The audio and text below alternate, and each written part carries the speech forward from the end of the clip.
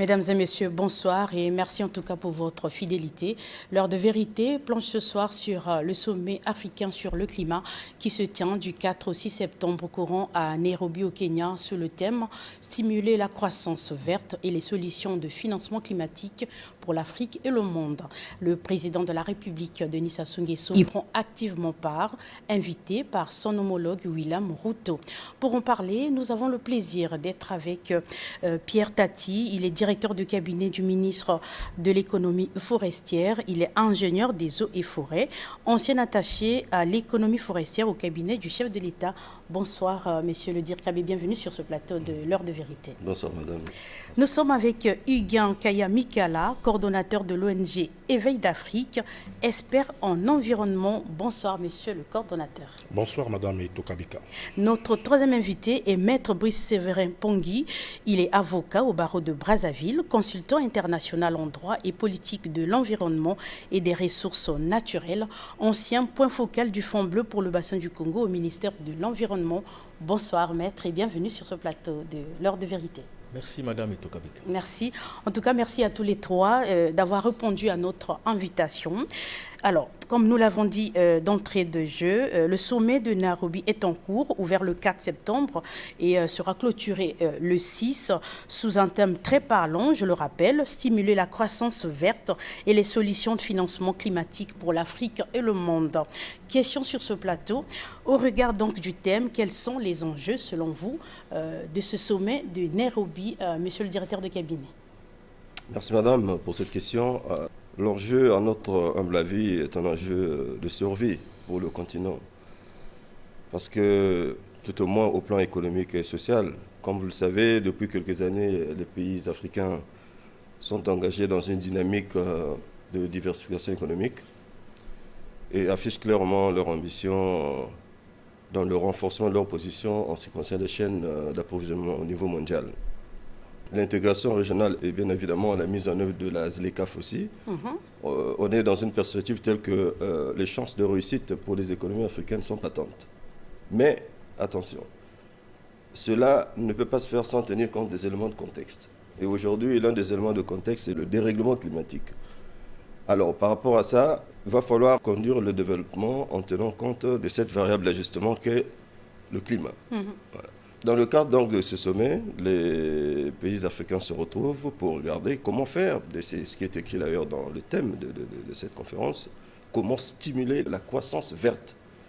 Donc on change un peu de paradigme. Si jusque-là le développement s'est fait avec une consommation excessive des énergies fossiles, à partir d'un certain moment, il va falloir donc revoir cette tendance, intégrer donc une nouvelle dynamique basée sur des énergies renouvelables.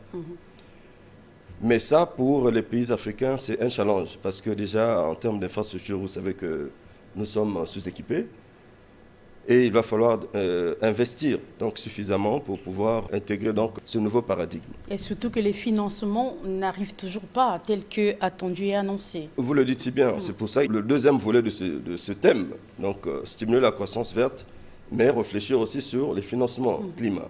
Donc, c'est vraiment un challenge pour les chefs d'État qui se retrouvent à Nairobi pour voir comment est-ce que l'Afrique peut réfléchir sur ses propres solutions, sachant que c'est aussi l'un des continents, enfin, je dirais le continent le plus vulnérable aux effets du changement climatique, de l'avis donc des experts du groupe intergouvernemental sur l'évolution du climat.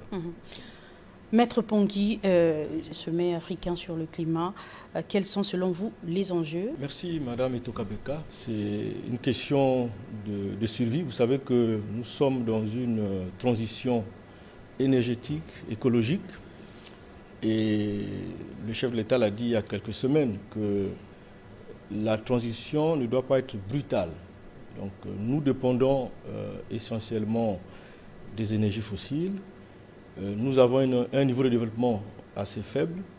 Les financements promis en 2009, à l'horizon 2020, donc les 100 milliards promis par année par les pays développés, tardent à arriver. C'est vrai qu'il y a quelques décaissements, mais qui sont très minimes par rapport aux enjeux que nous avons mais aussi aux défis. Vous savez que l'Afrique subit de plein fouet les chocs climatiques et l'Afrique a besoin d'être accompagnée en termes de financement, mais aussi de transfert de technologie, mais aussi des résultats de la recherche. Et donc, ce sommet, c'est l'occasion ou jamais de parler d'une seule voix avant les échéances à venir, notamment celle de New York, où il y aura le sommet sur les ODD, les objectifs de développement durable. Donc, les États membres des Nations Unies feront le bilan de ce que sont ces objectifs, mais aussi la COP28 qui pointe à l'horizon.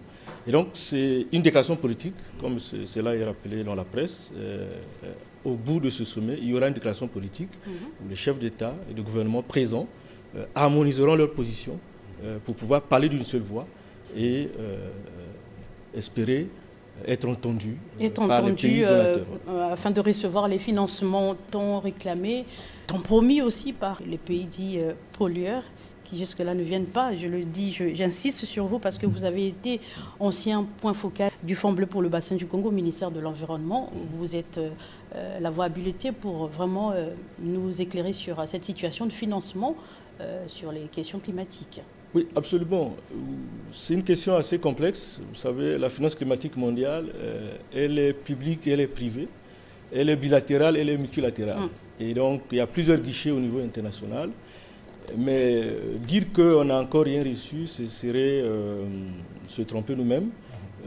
Nous recevons, par exemple, dans le cas de l'initiative des forêts d'Afrique centrale, CAFI, le Congo venait de signer 2 conventions de financement avec l'Union européenne, avec la France, pour une valeur de près de 16 milliards 70 millions de francs CFA. Donc, sans compter les apports que nous recevons des États-Unis avec l'Agence des États-Unis pour le développement. Bref, il y a quelques retombées sur le plan financier. Pour le cas du secteur privé, nous avons des projets. Je crois que M. le directeur de cabinet est mieux placé pour parler du projet Bakassi avec Total et bref, Eni, ainsi de suite. Donc, il y a quelques financements, mais qui ne sont pas suffisants. Ils ne sont pas suffisants par rapport aux problèmes que nous avons. Notamment comment récompenser ou compenser nos efforts. Parce qu'on nous demande de conserver, on nous demande de gérer durablement les forêts, de ne pas couper. Bref, il est question que ces efforts-là soient compensés pour que l'on ne se dise pas que c'est un marché de dupes. Donc, alors, pour revenir au Fonds bleu, c'est l'année passée qu'il y a eu désignation de la BDAC comme étant l'agence chargée d'administrer ce fonds.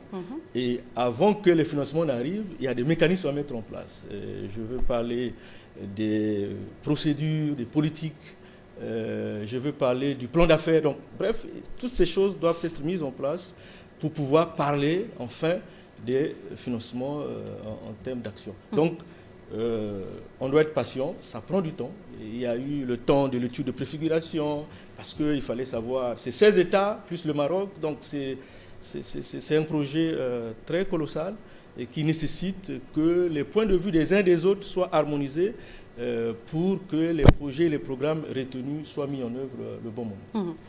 Monsieur le coordonnateur de l'ONG Éveil d'Afrique, Huguien Kaya Mikala, vous êtes en plein dedans dans cette cause de la lutte contre les changements climatiques. Alors, quels sont, selon vous, les enjeux de ce sommet de Nairobi ? Alors, merci Madame Etokabika. Moi, en tant que société civile, je m'inscrirais dans le prisme d'analyse éventuellement du citoyen lambda, donc du Congolais lambda ou de l'Africain lambda, dans la mesure où il faut noter déjà que l'Afrique est ce continent qui pollue le moins en termes d'émissions de gaz à effet de serre. Nous oscillons autour de 3,58%, donc près de moins de 4% d'émissions de gaz à effet de serre. Nous sommes malheureusement ce continent le plus vulnérable en termes de résilience face au dérèglement climatique. Ça veut dire que nous avons des économies qui sont quelque peu, je ne dirais pas totalement faibles, mais qui sont dans une phase de maturation. Et donc aujourd'hui, il faut transiter éventuellement vers une économie verte, mais ça nécessite un coût, il faut comprendre aujourd'hui.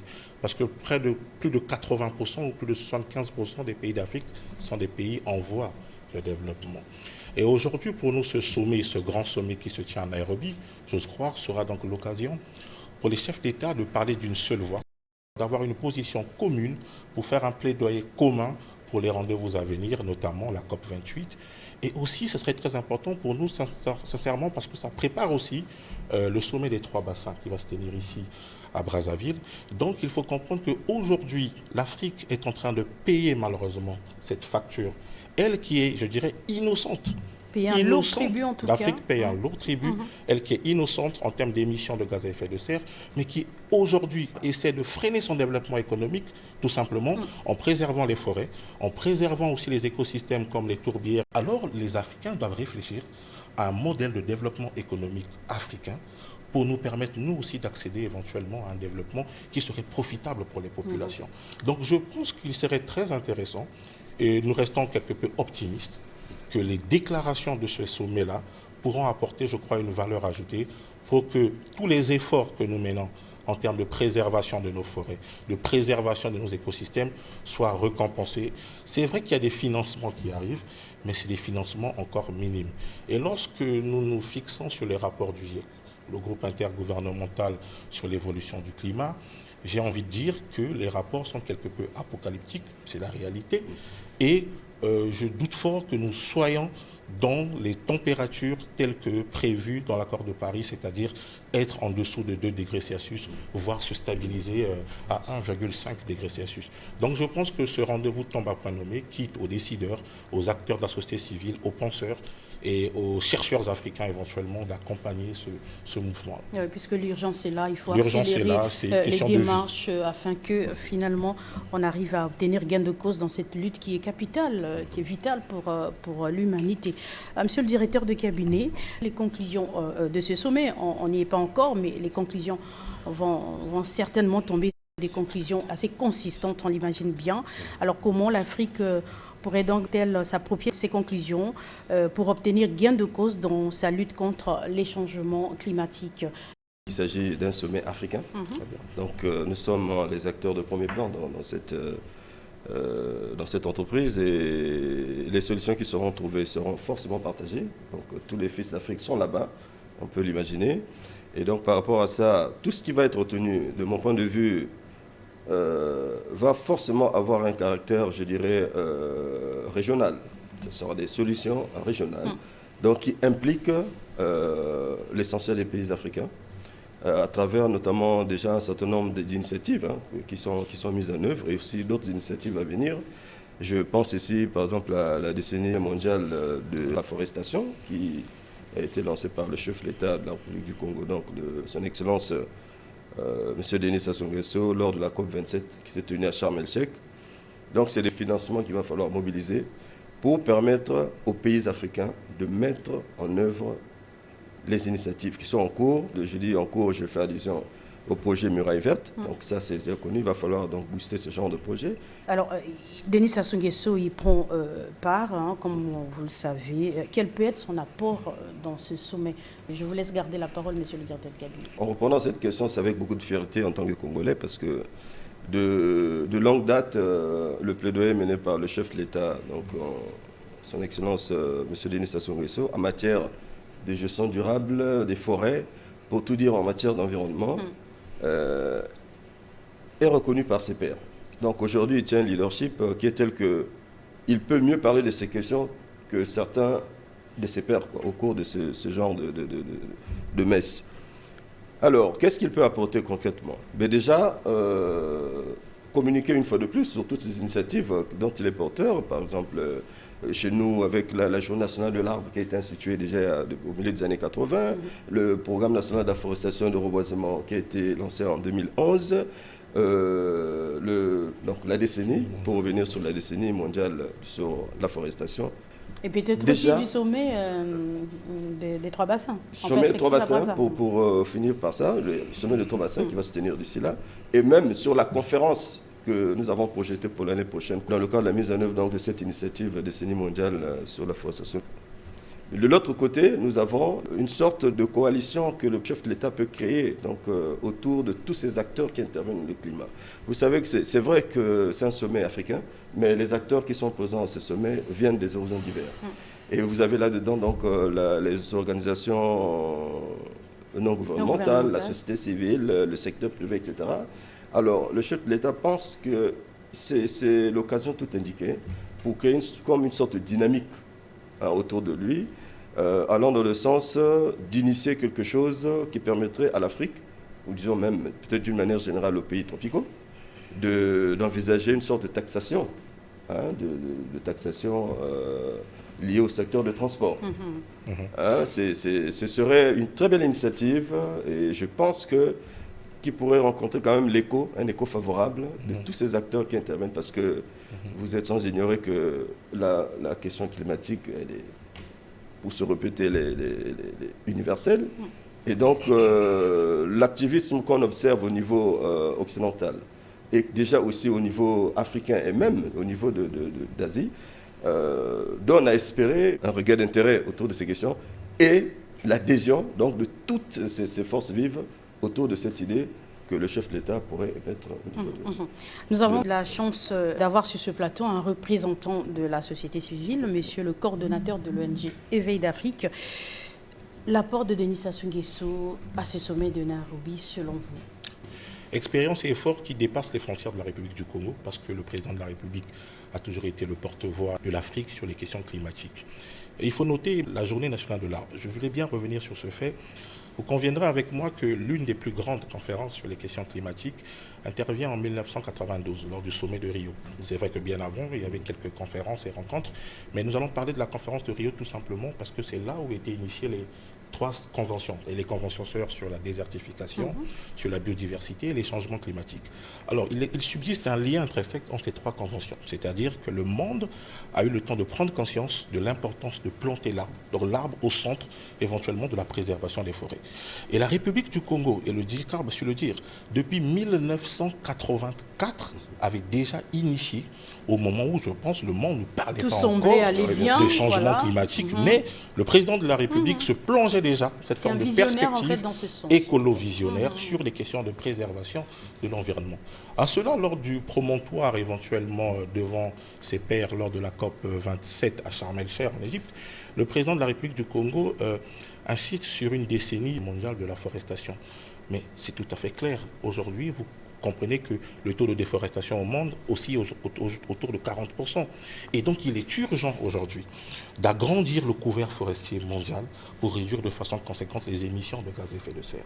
Et lorsque vous voyez toute l'expérience avec le Code forestier congolais et toutes les initiatives, projets et programmes, le PRONAR, la stratégie nationale de reboisement et toutes ces initiatives que la République du Congo, via son gouvernement, donc sous le leadership du président de la République, a eu à initier, le Congo est aujourd'hui placé, je crois, 16e en termes de pays forestiers au monde. Imaginez-vous que sur 342 000 km² de superficie, c'est près de 65 voire 69% du territoire qui est recouvert de forêt. Et nous protégeons cela avec un taux de déforestation aujourd'hui qui est aussi autour de 0,6%. Donc c'est pour dire combien il y a l'implication et l'engagement politique. Et lorsqu'il y a l'engagement politique, l'implication politique et les chercheurs, les scientifiques, les universitaires peuvent accompagner la vision du chef de l'État, je pense qu'aujourd'hui le Congo serait véritablement un modèle en termes de préservation de l'environnement, non seulement sur le plan sous-régional, mais sur le plan mondial. Et je vais chuter en rappelant un fait très intéressant. Nous parlons de transition énergétique, d'énergie renouvelable et d'agroforesterie, mais le président de la République, dans son ouvrage, je crois, publié en 2007, Afrique, enjeux de la planète, les défis du développement durable. Le président de la République sonnait déjà l'alarme aujourd'hui d'une Afrique qui serait une Afrique verte.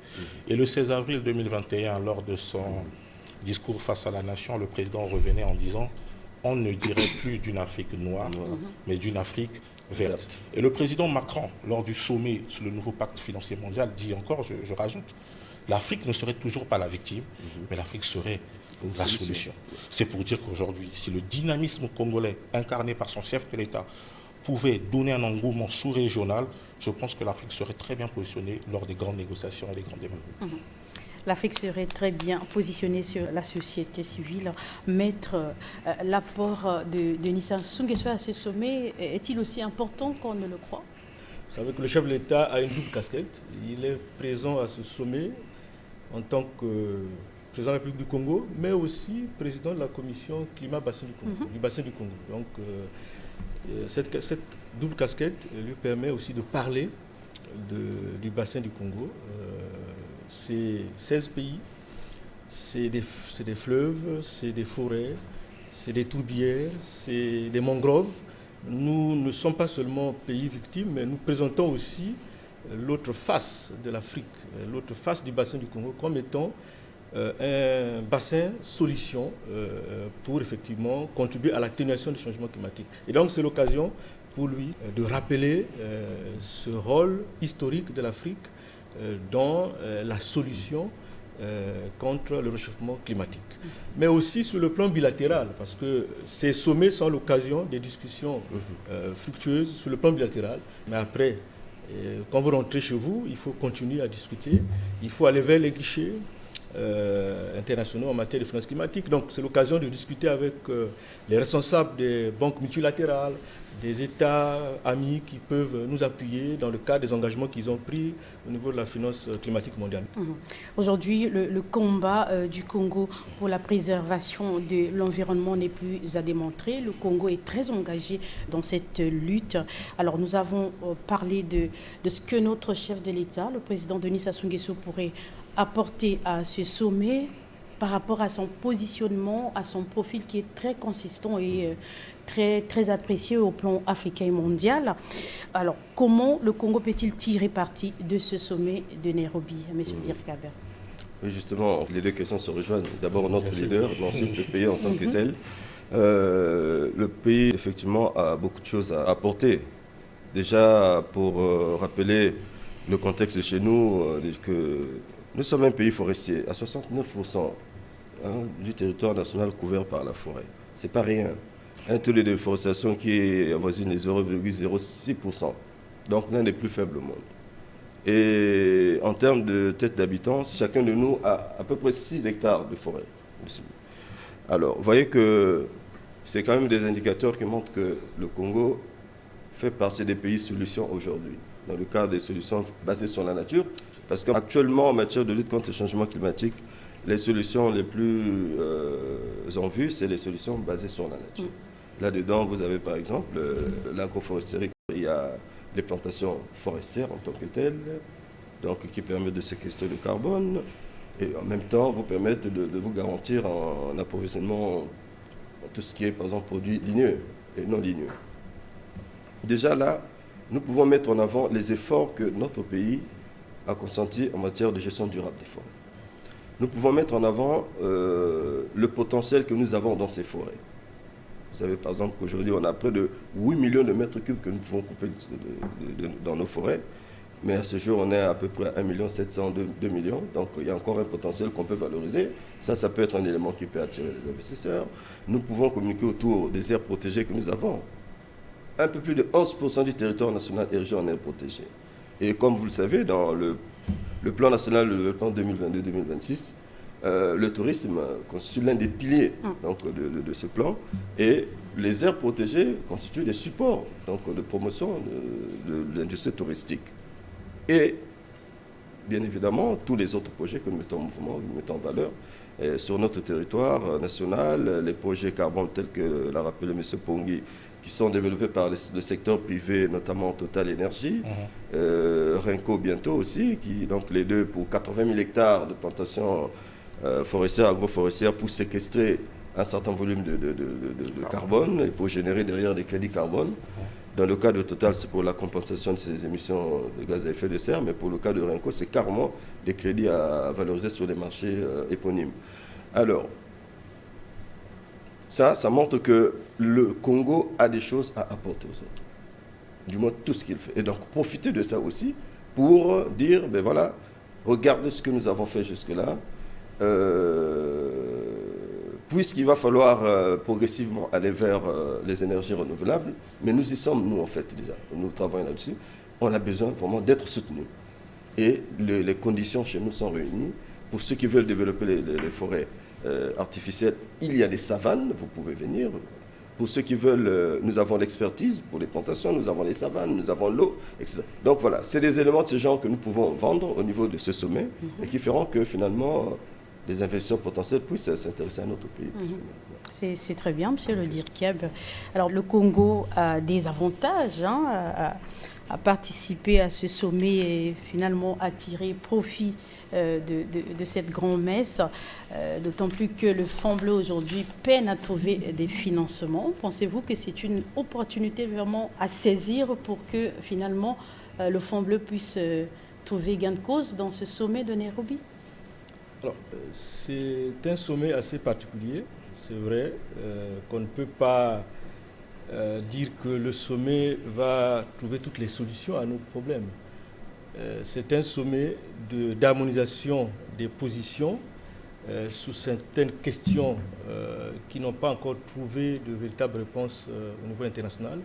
C'est un sommet pour montrer que l'Afrique a des solutions à proposer au monde aussi, parce que nous ne parlerons pas que de l'Afrique durant ce sommet, il sera aussi question du monde en général. Que l'Afrique a aussi des solutions à proposer, parce que les autres États tergiversent jusque-là. Alors, pour revenir au Fonds bleu, pour le bassin du Congo, je le disais tout à l'heure, que la mise sur pied d'un fonds demande beaucoup de préalables, en fait. Et nous sommes dans une démarche d'opérationnalisation. Je disais que la BEDEAC a été désignée en 2021 comme étant l'agence devant gérer, devant opérationnaliser ce fonds. Et la banque, avant de recevoir, c'est comme tout époux qui veut recevoir son épouse, doit préparer les conditions. Et je crois que nous sommes dans une phase de préparation des conditions, donc les manuels de procédure, les plans d'affaires, ainsi de suite. Et une fois que ces outils seront mis en place... Et ça fait quand même un peu longtemps que nous sommes dans ce processus, maître. Oui, il y a eu une étape d'étude de préfiguration. Il y a eu Covid qui est passé par là, il y a eu une étude de préfiguration parce qu'il faut connaître quels sont les arrangements institutionnels pour la mise en place de ce fonds. Je rappelle que ce n'est pas un fonds national, c'est un fonds de 16 pays, plus le Maroc.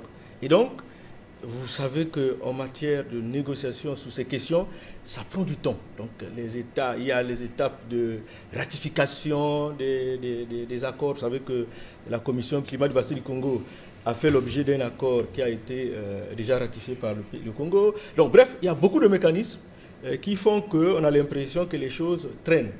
Et je pense que nous devons prendre notre mal en patience, attendant que la BEDEAC boucle avec ses outils indispensables pour dire si oui ou non nous avons du mal à mobiliser les financements. Mais qu'à cela ne tienne, nous devons savoir qu'il n'est pas toujours facile de mobiliser les financements. C'est une question très cruciale, très délicate, et nous pensons que la BEDEAC a un portefeuille assez important. La BEDEAC a une image à défendre. Elle va travailler pour que nous ayons les premiers financements de la ligne Fonds bleu pour le bassin du Congo. Donc soyons patients. Je pense soyons patients. Monsieur le coordonnateur, le Congo a des choses à présenter, a des avantages, des atouts. Alors comment peut-on, nous, Congo, tirer profit de ce sommet? Alors, merci madame. Je pense que mes prédécesseurs ont su présenter la situation. Ils ont su présenter les atouts écosystémiques, le patrimoine écosystémique naturel très varié, très riche de la République du Congo, qui est un atout majeur en termes de séquestration et stockage de carbone. Mais il y a une autre facette, il y a le revers de la médaille, parce qu'à un sommet comme celui-ci, les solutions, nous ne les trouverons pas maintenant. Mais le plus important, c'est de se poser les bonnes questions. Se poser les bonnes questions, c'est aussi voir de l'autre côté en disant, essayer d'évaluer éventuellement la fragilité aussi de ces écosystèmes. Aujourd'hui, à la frontière des deux pays, donc la République démocratique du Congo et la République du Congo, nous avons cette vaste étendue de tourbe, donc de tourbières, qui aujourd'hui séquestre près de 30 milliards de tonnes de kilos, 30 milliards de tonnes de carbone. Mais aujourd'hui, cet atout est aussi, quelque part aussi, une forme de fragilité, tout simplement, parce que si nous ne préservons pas nos tourbières, imaginez l'effet inverse. Donc ce sommet, c'est aussi l'occasion, je pense, indiquée, de présenter les faiblesses et l'urgence de mobiliser les fonds. L'urgence de développer cette diplomatie verte-là, bien que les négociations climatiques prennent du temps, mais l'urgence de présenter le fait qu'il faut préserver ces écosystèmes qui jouent un rôle important, non seulement pour le climat africain, mais pour le climat mondiale. Mais les pays pollueurs sont connus et les pays pollueurs devraient éventuellement se lancer dans une politique, dans un programme de pollueurs payeurs ou pollueurs payants, éventuellement, dans la mesure où nous pensons que si l'Afrique aujourd'hui est en train de payer malheureusement ce large tribut, cette facture, tout simplement, il faut que les responsables se lancent véritablement à débloquer les financements pour préserver ces écosystèmes. Il faut comprendre une chose, madame la journaliste, c'est que nous avons besoin de nous développer aussi. Nous devons lutter contre le changement climatique, mais en même temps, nous luttons contre la pauvreté. Exactement. En même temps, nous luttons contre les pandémies. En même temps, nous devons développer nos infrastructures aujourd'hui. Et donc, nous avons besoin des fonds, nous ne quémandons pas. Et ça, il faut bien qu'on mette en clair, l'Afrique ne quémande pas, mais ce sont les services environnementaux rendus par les pays du bassin du Congo, et en compensation éventuellement, la mobilisation des fonds n'est que naturelle. C'est mérité, de toute façon. Aujourd'hui, s'il faut revenir sur l'agenda 2030 des Nations Unies et l'agenda 2063 de l'Union africaine, nous voulons, nous aussi, aller vers un développement économique. Et si aujourd'hui, on nous dit de nous délecter, de tourner réellement le dos à toute forme d'industrie à forte empreinte carbone, mais quelque part, il faut trouver le juste milieu, donc ce développement durable, en respectant la préservation de nos forêts, mais s'il vous plaît, avec des mobilisations additionnelles. Je répète encore, nous ne quémandons pas, mais c'est le droit tout simplement pour la préservation des forêts. Alors, le Congo s'apprête à accueillir le sommet des 3 bassins forestiers tropicaux fin octobre. Aujourd'hui, nous assistons donc au déroulement de ce sommet de Nairobi, sommet africain sur le climat. Quel lien pouvons-nous faire entre ces deux rencontres de grande envergure? Merci madame. Le lien, de mon point de vue, le plus évident, c'est vraiment la thématique financière.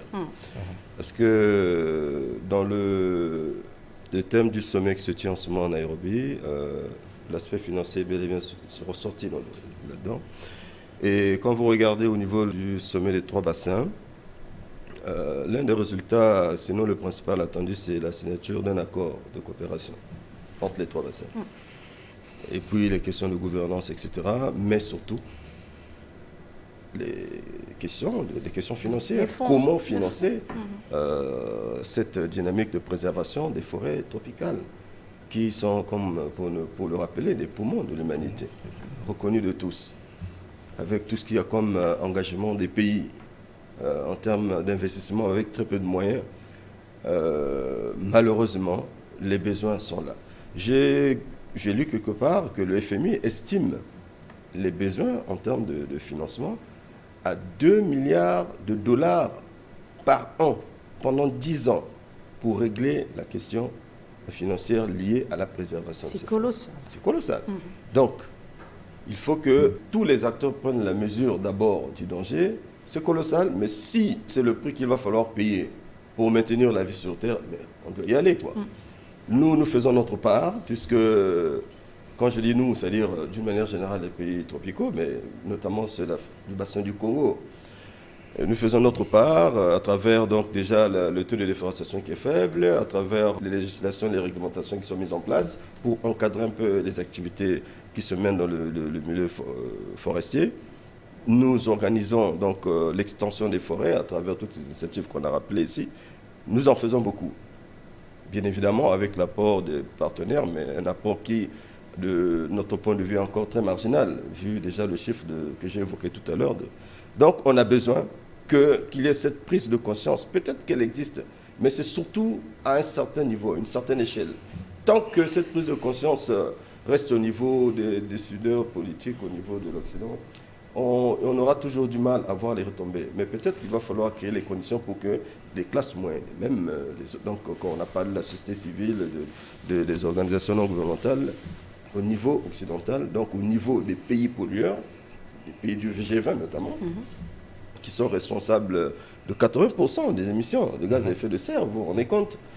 Pour 20 pays, 80% des émissions de gaz à effet de serre. Nous sommes 54 pays, mais pour 2 ou 3, 4 maximum, vous voyez, pour 4% de participation. Donc, ils ont une grande responsabilité et il faut bien que la société civile occidentale prenne la mesure du danger qui pèse sur l'humanité pour faire pression sur les politiques afin qu'ils prennent des bonnes décisions allant dans le sens de préserver ce patrimoine mondial que sont les forêts tropicales.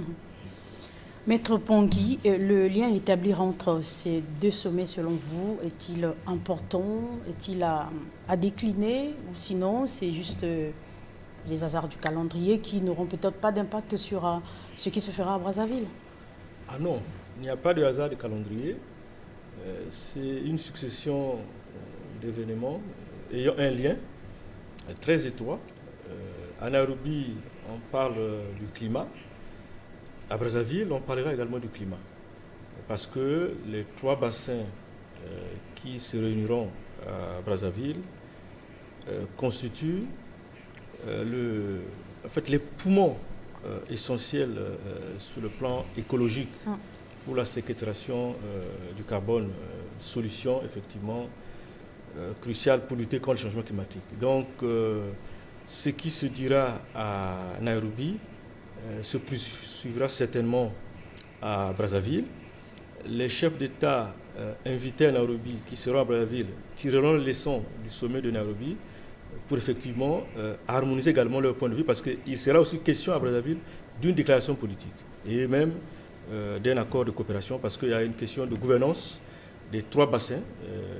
Il n'y a pas encore un accord qui formalise les questions institutionnelles, les questions de finances entre ces trois bassins.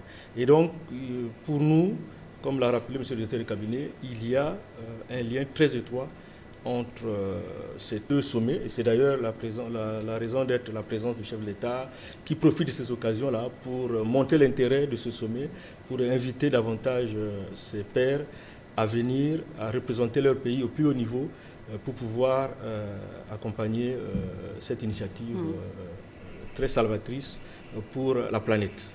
Alors peut-on par rapport à cela dire que le sommet qui se tiendra à Brazzaville sera donc la suite, sinon l'évolution de ces initiatives, des rencontres sur le climat, monsieur le coordonnateur? Oui, sinon si vous voulez... termine son idée. Non, si vous pensez, vous pouvez. Je vous ai posé la question. Alors, merci Madame Itokabeka. Il faut noter que la République du Congo, Brazzaville, a toujours été la terre des grands rendez-vous climatiques. Et ce n'est pas pour la première fois que nous organisons ici le sommet des trois bassins. J'ai même envie de dire que les yeux du monde seront rivés sur le Congo.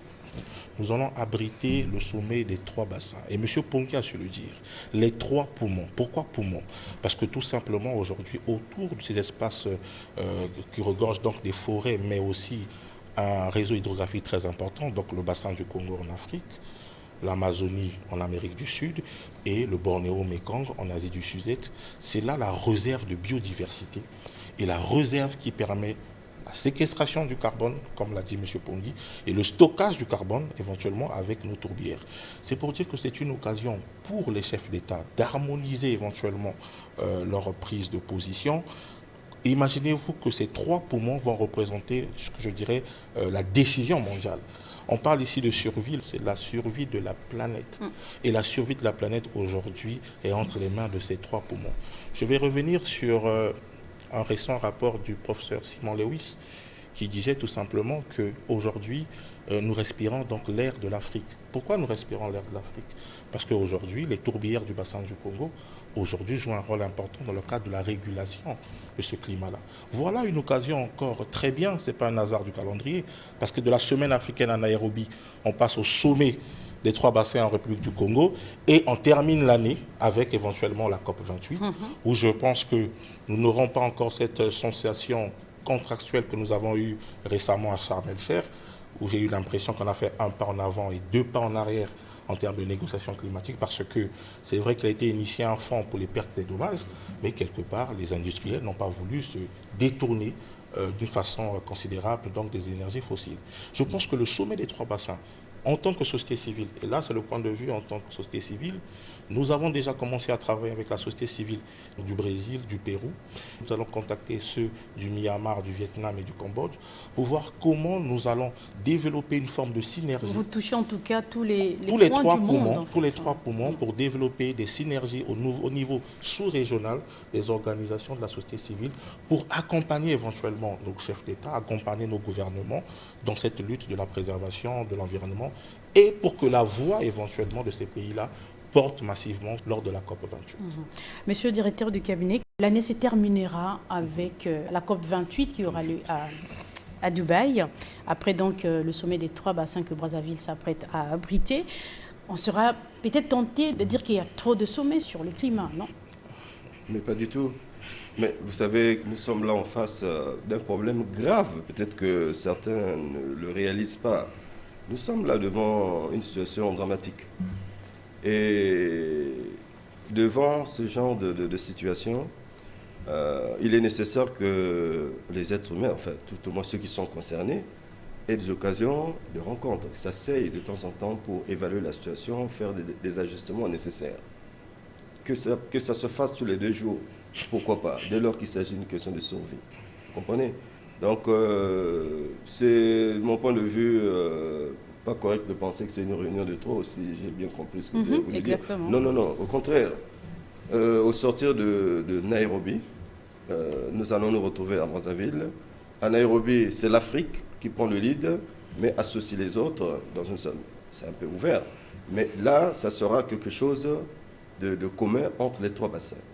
Regardons ensemble comment est-ce que nous pouvons fédérer nos énergies pour pouvoir aller vers les autres, aller leur rappeler quels sont leurs devoirs pour que demain, nous soyons sûrs que la vie va continuer à exister sur Terre. Ouais. Maître Pongui, sommet sur le climat, les sommets se multiplient, les rencontres en perspective. Il y en a encore, mais il n'y a pas que le climat dans la vie. Il y a beaucoup d'autres problèmes aussi qui ont besoin des rencontres et des solutions à trouver. Alors, merci pour votre question. Il n'y a pas que le climat, oui, mais le climat, pratiquement, il est au centre de toutes les autres questions. Vous savez que l'enjeu ici, ce sont les moyens de production et de consommation.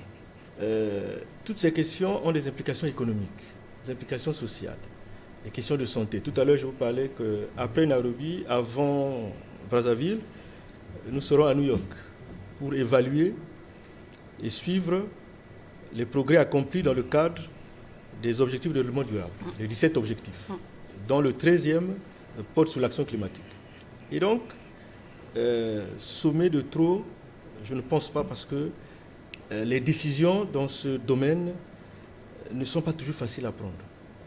Et ça demande des discussions. M. le DIRCAB l'a dit tout à l'heure, que même s'il faut se réunir 2 fois, 3 fois à l'année, pour une question aussi essentielle, en tout cas, ça vaut la peine. Ça vaut la peine de prendre des avions, ça vaut la peine de se réunir, parce que ce sont des rares occasions qui permettent aux chefs d'État de se parler, non pas seulement au téléphone, mais aussi physiquement, et avancer dans les recherches de solutions sur cette question.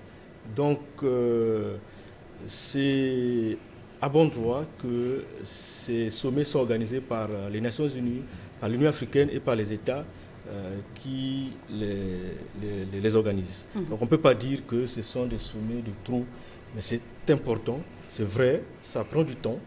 Il y a une certaine lenteur dans la prise de décision. On a parlé du financement, on a parlé des engagements pris en 2009 qui ont eu du mal à être formalisés. C'est vrai que les choses semblent ne pas avancer, mais c'est en raison effectivement de tous ces enjeux, de toutes ces pesanteurs-là qui font qu'on a l'impression que les choses n'avancent pas. Il faut prendre son mal en patience parce qu'une décision sur le climat peut avoir un impact sur l'économie d'un pays. Imaginez qu'on nous dise de ne plus produire le pétrole. Vous imaginez le reste, vous imaginez. Et donc les États sont prudents, ils avancent lentement mais sûrement pour espérer remonter la pente. Il n'est pas encore total, le GIEC l'a dit dernièrement, qu'il est encore possible. Il est encore possible de se rattraper et nous espérons que les États entendront cette voix des scientifiques pour pouvoir avancer, même à petits pas, c'est le plus important. Qu'en pense la société civile Madame Etokabeka, au regard de la désertification, de la sécheresse, des affaissements de sol, des typhons, de la fonte des glaciers dans l'Antarctique et dans l'Arctique, au regard de la disparition progressive des archipels et pays insulaires, il y a urgence en la demeure. On ne dirait pas la question climatique, on dirait plutôt la crise climatique. C'est pour dire qu'aujourd'hui, peut-être que En étant dans une zone, je ne dirais pas peut-être préservée ou protégée, nous sommes sur un promontoire qui ne nous laisse pas la facilité d'apercevoir réellement les conséquences du changement climatique. Tenez-vous compte, aujourd'hui, il y a des populations qui sont en train de migrer vers d'autres terres, vers territoires, tout simplement parce que le dérèglement climatique impacte forcément sur leur milieu naturel. Aujourd'hui, nous avons ces migrants climatiques. Aujourd'hui, le dérèglement climatique impacte sur les économies. Et vous savez que l'économie, le social et la politique sont liés. Donc, évaluer éventuellement les conséquences. C'est donc pour dire que des rendez-vous sur des questions climatiques où nous avons l'opportunité de discuter entre pays du Nord et pays du Sud, je parle ici des hémisphères, donc pays développés et pays en voie de développement, restent ici des vestibules importants pour discuter, pour reconnaître la responsabilité des uns et des autres. J'aime bien cette phrase du président de la République lors de la COP de Glasgow où le président disait « L'Afrique a fait sa part et l'Afrique a les yeux rivés sur le monde, quitte au monde, aux pays pollueurs, de faire leur part ». C'est pour dire que ce sont des occasions très importantes aujourd'hui pour nous de discuter en face. Quand je dis nous, je ne parle pas de nous, société civile, mais je parle éventuellement des dirigeants des pays africains, de discuter avec ces pays pollueurs pour qu'ensemble, qu'on trouve des solutions urgentes pour pallier face aux impacts du dérèglement climatique que j'appelle aujourd'hui ces fléaux de type nouveau. Et pour revenir, excusez-moi de repartir un peu sur les accords de Paris sur le climat, la fameuse enveloppe des 100 milliards de dollars qui jusqu'à présent peine éventuellement à être mobilisée, ceci impacte sur les pays en voie de développement. Pourtant, nous avons ratifié cet accord. Nous avons ratifié un accord très contraignant en réduisant de façon considérable nos émissions de gaz à effet de serre, en présentant continuellement une CDM, donc nos contributions déterminées au niveau national. Nous qui, comme l'a dit le DIRCAM, nous sommes dans un continent qui pollue à hauteur de 4%. Faisons le calcul. 50 États, 4%. Ça veut dire que le Congo pollue à hauteur de combien ? Pratiquement 0,000. Mais nous avons un président de la République écolo-visionnaire très engagé, avec tout le potentiel forestier que nous avons écosystémique, on pouvait dire, dormant sur nos lauriers. Mais bien au contraire, nous sommes là un modèle, non seulement pour la sous-région, mais pour notre monde. Je pense que ce sera également votre mot de fin, puisque nous sommes arrivés quasiment au terme de cet échange. Maître Pongui, je vous laisse également le soin de nous dire un mot de conclusion. Je dirais que c'est au Congo de saisir une fois de plus cette opportunité pour avancer sur sa trajectoire bas carbone, parce que cela va de l'intérêt de nos populations et de la planète. C'est à nous aussi de faire notre part au niveau national pour que les choses avancent dans ce sens. Nous sommes dans un contexte où ces choses ne sont pas nouvelles. Ça fait des décennies que nous parlons de révolution verte dans ce pays, que nous parlons déjà de développement durable, avant même que ces concepts ne soient érigés au niveau international.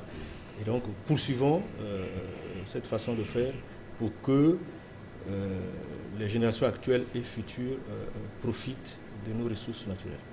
Merci, Maître. Monsieur le directeur de cabinet, votre mot de fin. Merci. Juste pour dire que dans cette bataille que nous allons mener ensemble avec les pays pairs au niveau de l'Afrique et même au niveau des trois bassins, le Congo a beaucoup de choses à apporter en termes d'expérience et aussi de leadership.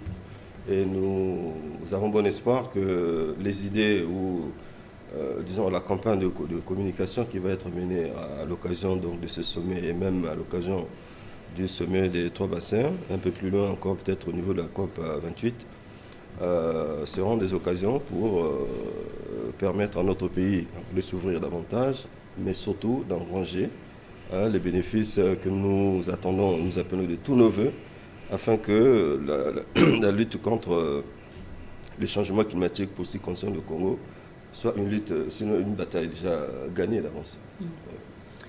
Voilà qui met un terme à ce numéro de l'heure de vérité qui a porté sur le sommet africain sur le climat qui se tient du 4 au 6 septembre 2023 à Nairobi au Kenya. Et le président de la République, Denis Sassou Nguesso, y prend activement part aux côtés de ses pairs et partenaires du climat. Merci en tout cas pour votre attention. Merci à toute l'équipe de l'heure de vérité. À très bientôt sur nos antennes.